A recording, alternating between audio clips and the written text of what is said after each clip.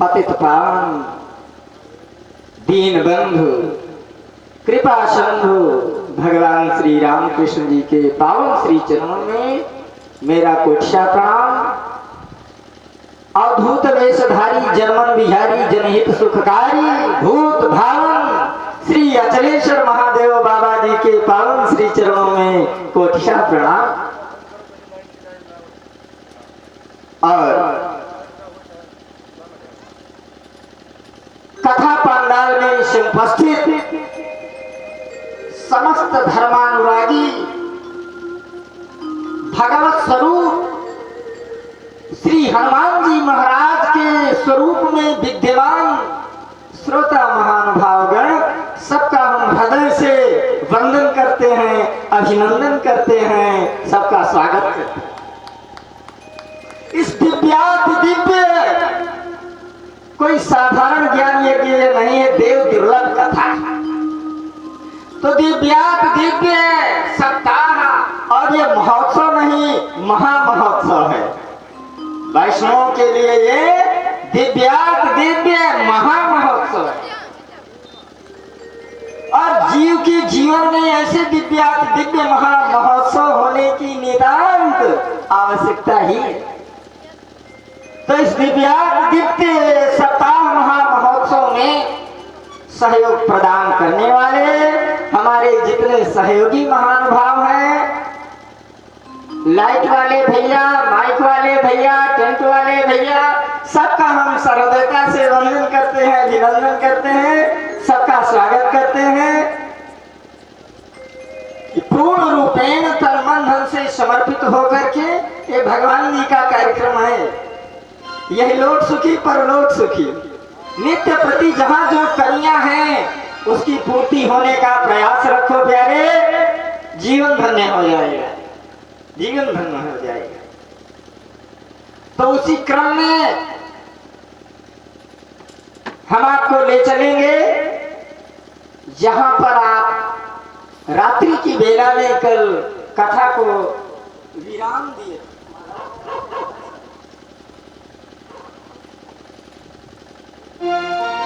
बोली सच्चिदानंद भगवान की।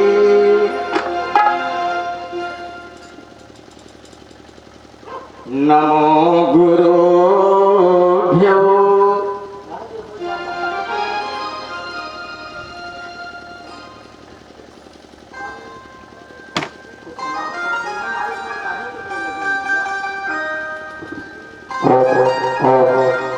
यजमान महोदय जी आवे और व्यास जी महाराज का माल अर्पण करें।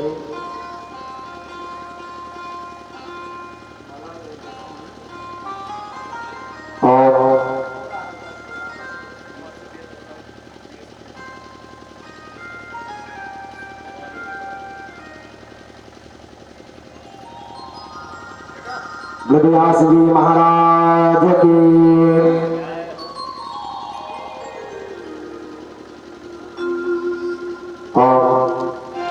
हरि ओम और श्री सीताराम।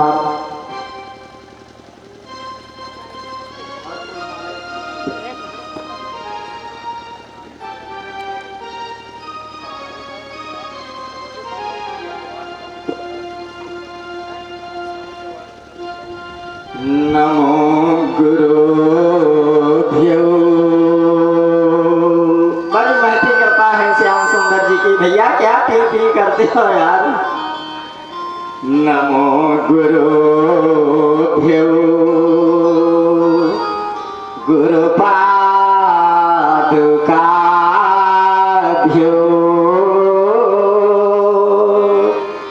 नमः परेभ्यः परपादुकाभ्यः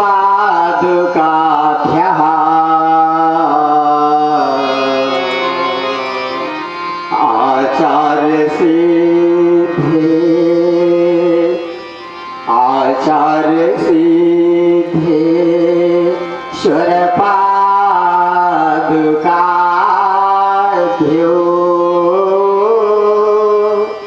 नमोस्तु राधापति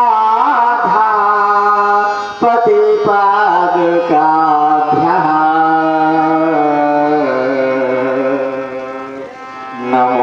नमोस्तुते व्यास नमोस्तुते व्यास विशाल बुद्धे फुल्लार बिंदायत पत्र नेत्र येन त्वया भारत तैल पूर्णः प्रज्वालितो ज्ञानमयः प्रदीपः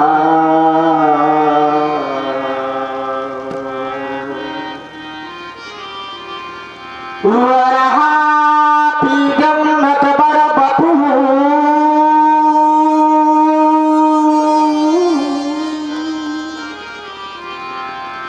कर्णयोः कर्णिकारम्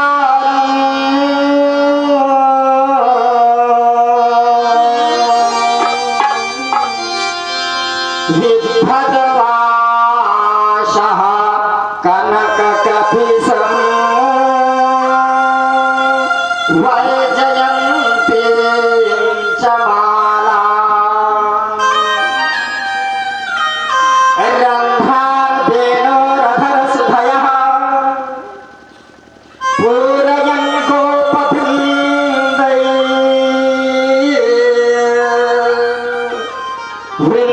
वृन्दारण्यं स्वपदरमणम्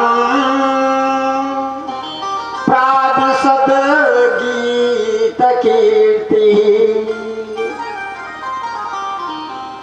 बोलिए सच्चिदानंद भगवान की। परमात्मा श्याम सुंदर जी की बड़ी महती कृपा है। जब इस जीव के जन्म जन्मांतर के कल्प कल्पांतर के युग युगांतर की पूनम का प्रादुर्भाव होता है ना, जन्मांतरे भवेत पुण्यम तदा भागवतम लभे।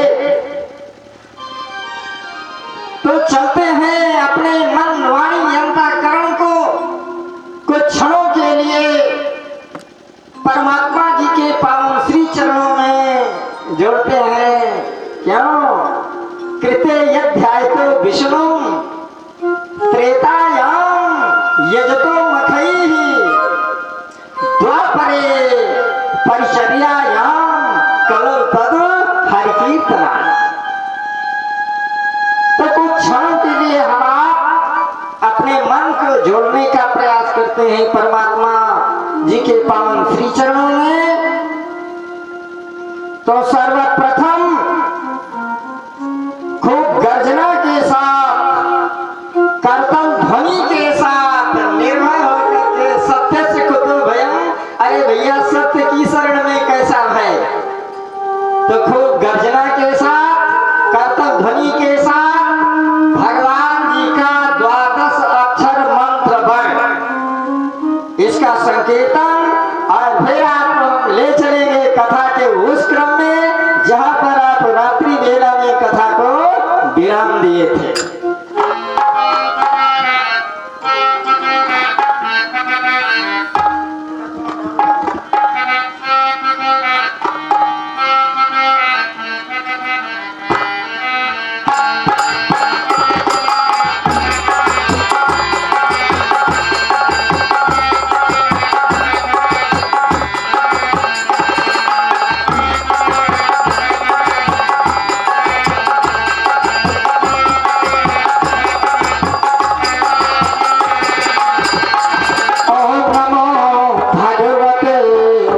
वासुदेवाय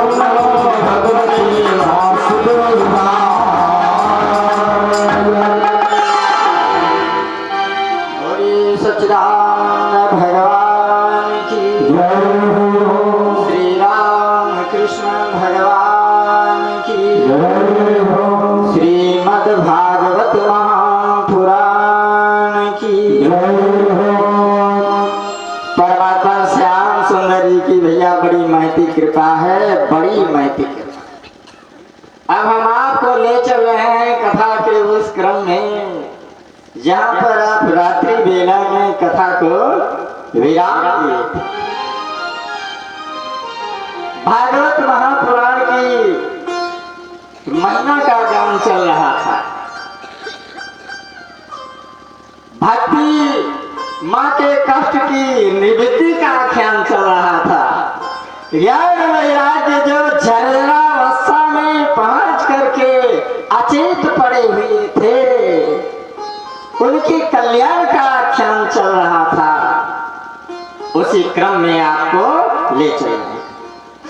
सदा से प्यार, सदा से प्यार। और सप्ताह यज्ञ में जो सप्ताह श्रवण का लाभ मिला देवर्षि नारद बाबा को सनकादिकों के द्वारा, सदा से प्यार, सदा से प्यार। श्रीमद् भागवती कथा जीवन पर्यंत जीवन में कोई सेव्य वस्तु है तो भगवान जी का पावन नाम।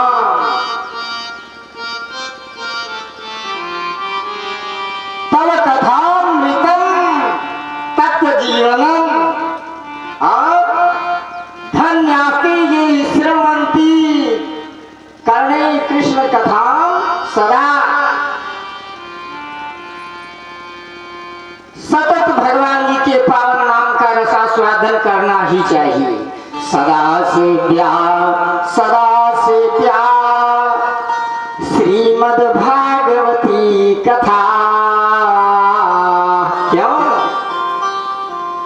बड़ा दिव्य प्रश्न किया था सौनक जी महाराज ने। ये इतने कुशल जो पहला घाट है श्रीमद् भागवत महापुराण का, जैसा कि कल बताया गया है कि इसमें घाटे घाट हैं, किसी घाट पर लग जाओ जीवन धन्य हो जाए।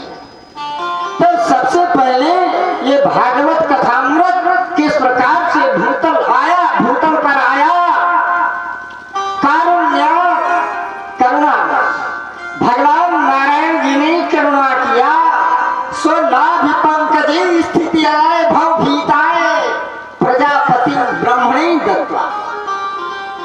लोक पितामह ब्रह्मा जी के ऊपर अनुग्रह किया भगवान श्री नारायण जी ने। भागवत महापुराण का पहला घाट, स्वयं इसके प्रवक्ता है भगवान श्री नारायण जी और श्रोता है लोक पितामह ब्रह्मा जी।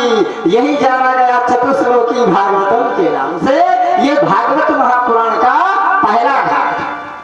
और फिर दूसरे घाट में भैया लोक पितामह ब्रह्मा जी की कृपा होती है ना सनगातिकों के ऊपर, देवर्षि नारद बाबा के ऊपर। ये भागवत महापुराण का दूसरा घाट। और तीसरे घाट में फिर आप जो कल सप्ताह श्रवण हुआ था देवर्षि नारद बाबा का विशाला क्षेत्र में सनकादिकों के द्वारा, ये चौथा घाट। तो इस घाट के प्रवक्ता सनकादिक ऋषि हैं और श्रोता है देवर्षि नारद।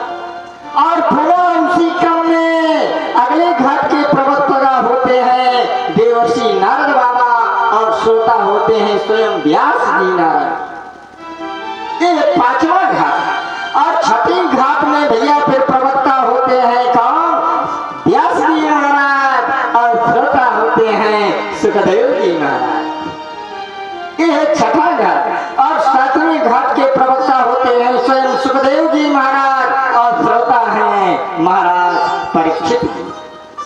और फिर अगला एक घाट आता है, उस घाट के प्रवक्ता होते हैं सूत जी महाराज। जो घाट चल रहा है, जिस घाट की कथा चल रही है, न इसे सूतमासीनम अभिवाद्य महामतिम कथामृत रसास्वाद कुशलः समको ब्रवीत।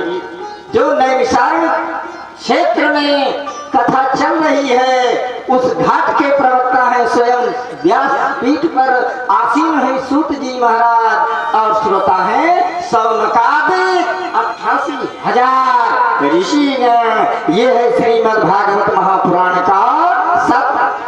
और फिर अगले घाट के प्रवक्ता होते हैं मैत्रेय जी और श्रोता होते हैं विदुर जी महाराज। बोलिए सच्चिदानंद भगवान जय हो। तो जैसे मानस की प्रसिद्ध 4 घाट, वैसे भागवत में भैया घाटे घाट। किसी घाट पर पहुंच जाओ जीवन धन्य हो जाएगा। तो आज जिस घाट की कथा चल रही है, उसी घाट की ओर आप को ले चल रहे हैं, जो कि सनकादिकों ने प्रेरणा दिया क्या कि सदा से ब्या श्रीमद् भागवती कथा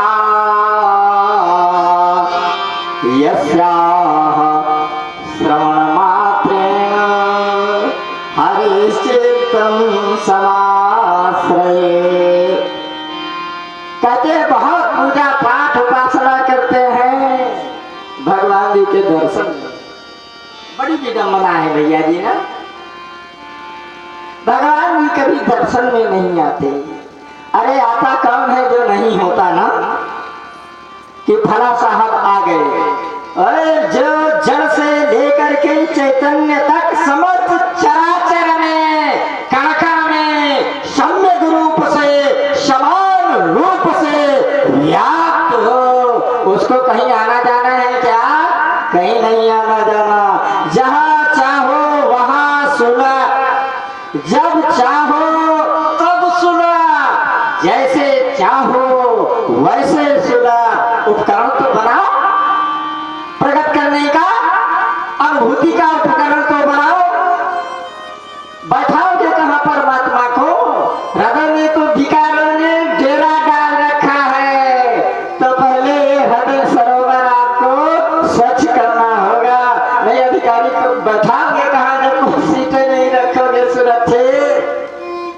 तो आज ये जीव भैया बाह्य जगत का दृष्टा हो गया है, अंतर्मुखी होने की आवश्यकता है। यह घाट है प्रेम सरोवर का।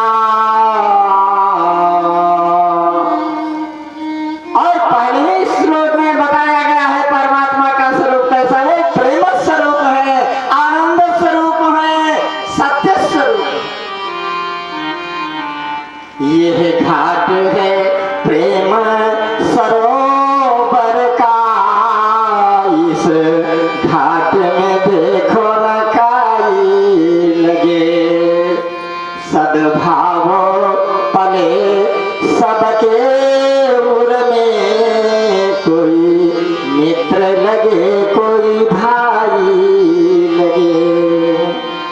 सद्भाव पले सबके पुर में, कोई मित्र लगे कोई भाई लगे, अपनी गलती गिरिराज लगे। थोड़ा दुरूह है चश्मा। होता क्या है कि हम आप दूसरे की गलतियों पर आक्रमण बोल देते हैं और स्वयं की भैया दिखाई नहीं पड़ती।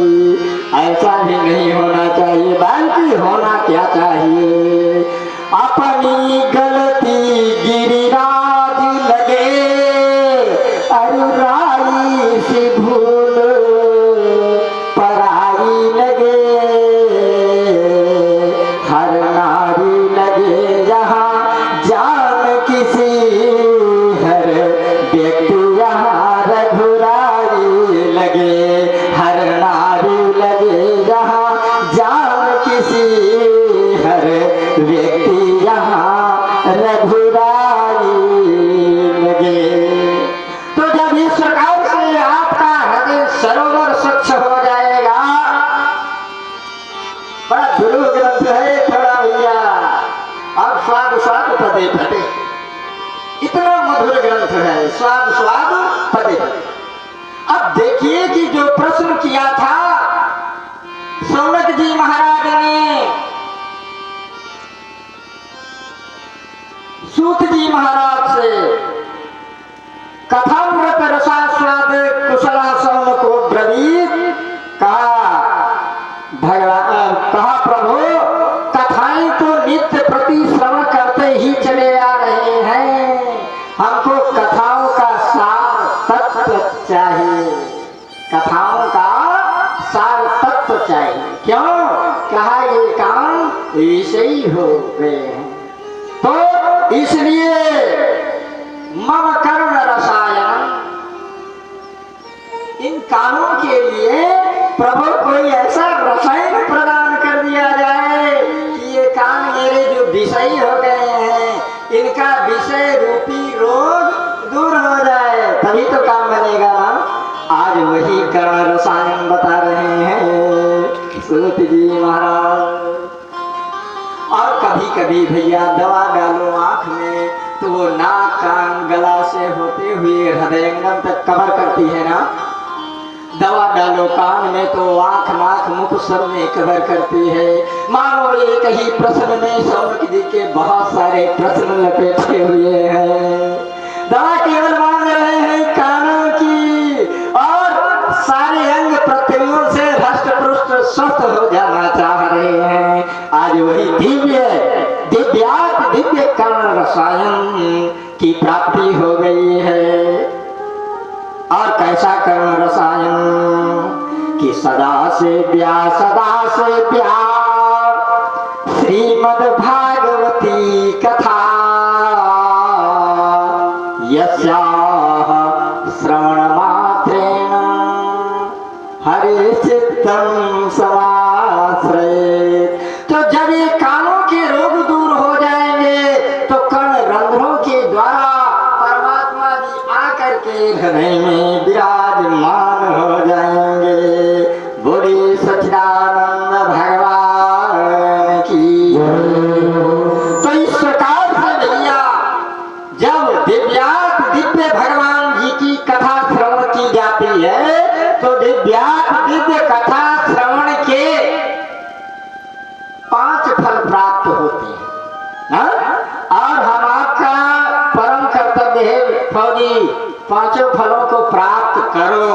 ये प्रकार है, नहीं तो उच्च क्वालिटी का श्रोता नहीं माना जाएगा। और इस व्यासपीठ के द्वारा अतिशयोक्ति और मिथ्या भाषण की गुंजाइश ही नहीं है। लेकिन जो सप्ताह पारायण की विधि बताई गई है भैया, उस विधि के अनुसार कथा श्रवण तो किया जाए।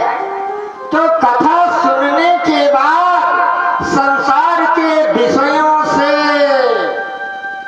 अरुचि हो जाए, अनिच्छा हो जाए, और फिर उन्हीं विषयों में पड़े रहे भैया, तो कैसे कल्याण होगा भगवान जी जाने ना।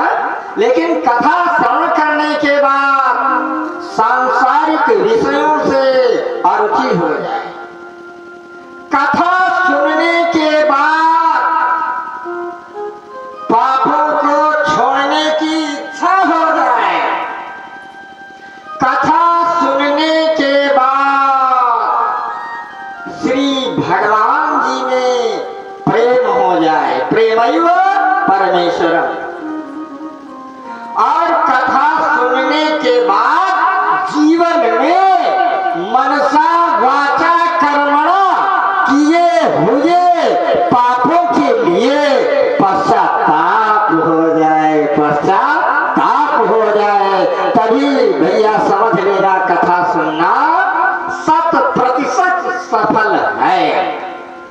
और कथा सुनने के बाद जीव का नया जन्म होता है, अर्थात जीव का जीवन सुधरता है।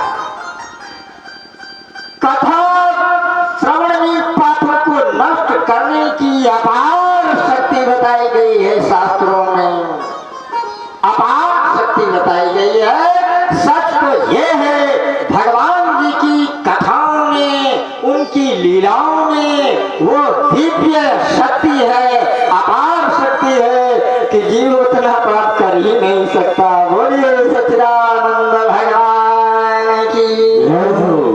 तो पहला फल क्या होगा?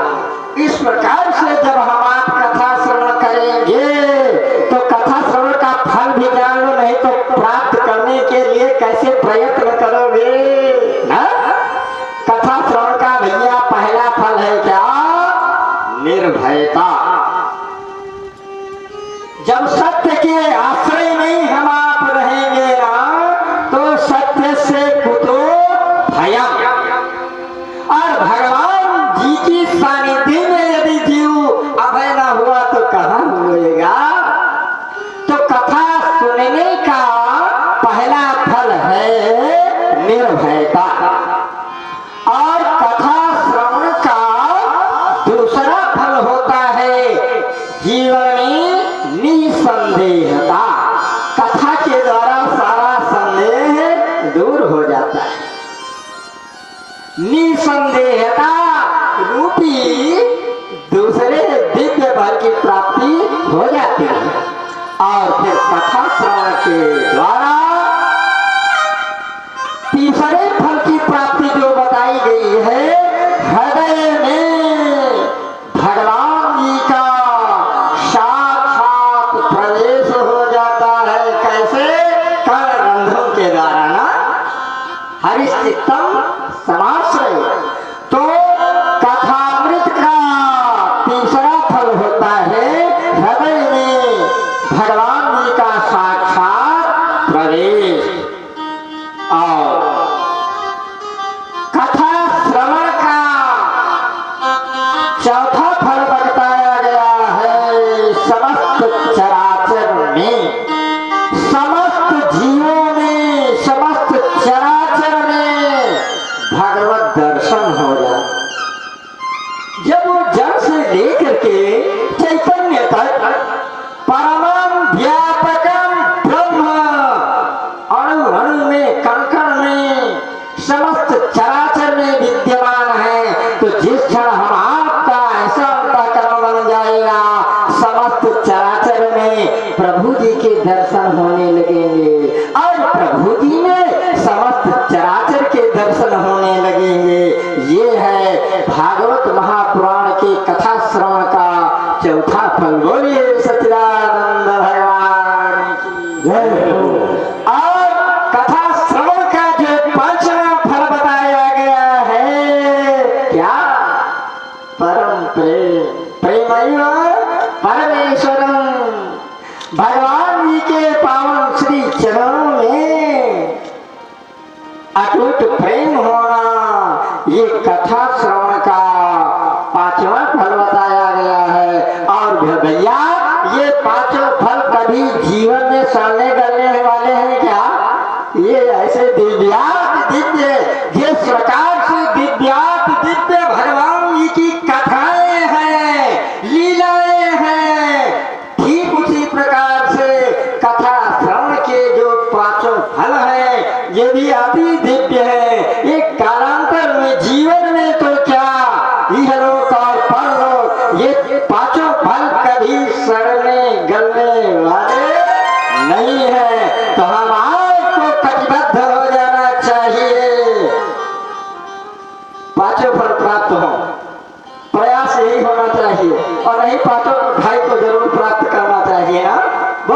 सच्चिदानंद भगवान की जय हो। जीवन धन्य हो जाएगा। तो आज उसी क्रम में हम आपको ले चल रहे हैं भैया, उसी घाट की ओर ले चल रहे हैं कि इसके बाद एक दृष्टांत आता है। जिस प्रकार से भक्ति ज्ञान वैराग्य तुष्ट हो गए और उसके बाद एक दृष्टांत आया है महात्म परक किसका? आत्मदेव ब्राह्मण जी का। और तुंगभद्रा नदी के पावन तट के किनारे पर महाराज आत्मदेव जी का निवास था। तो भगवान जी की जो दिव्य कथाएं हैं, लीलाएं हैं, और विशेष करके जिस ग्रंथ की स्थापना हुई है, ये सभी पुराणों का सिरमौर है, मुकुट है। तो श्रीमद् भागवत महापुराण भगवान जी का साक्षात स्वरूप है। इसके आदर के साथ, इसके श्रवण से, मनन से, चिंतन और अनुकरण से मनुष्य का परम कल्याण होता है भैया। और जीवन का जितना श्राप है, अर्थात शापित तापित पतित घृणित कुमार्गामी, अर्थात अभी कथा है धुंधकारी की, कुमार्गामी जैसे जीवों को भी परम